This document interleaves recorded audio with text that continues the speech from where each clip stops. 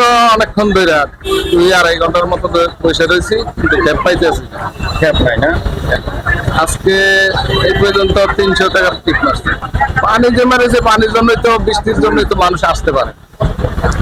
মানুষের সমস্যা, আসা যাওয়া অনেক সময় খরচ বেশি, এই জন্য আসে না। আর যেভাবে ড্রেনের পানির জন্য দেখা গেছে যে মানুষের অনেকেই, বিশেষ করে সমস্যাই নেই, বৃষ্টির জন্য পানির জন্য এই সমস্যা বেশি।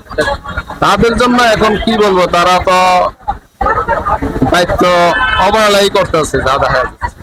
এই যে অবস্থা, যে পানির ড্রেন নিষ্কাশন না হওয়ার কারণে এই যে অবস্থা, আমরা তো গরিব মানুষ, আমরা চইলা ফিরিয়া খাওয়ার মতো কোনো অবস্থা নাই।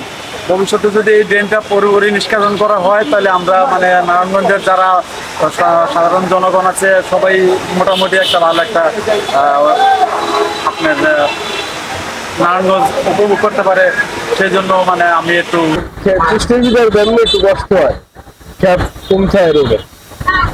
ঠিক আছে, এই যে 4 দিনের যে টানা বৃষ্টি হলো, বৃষ্টির মধ্যে বৃষ্টির মধ্যে আমরা অনেক কষ্ট করছি, অনেক কষ্ট। বডি নিয়েছে এ পর্যন্ত, পানি হয়ে গেছে এই পর্যন্ত, গাড়ি নিয়ে চলতে খুব কষ্ট হয়। তার মানে এই পরিবেশে তো মানুষে চলতে পারে না। পরিবেশটা সুন্দর হোক, এটাই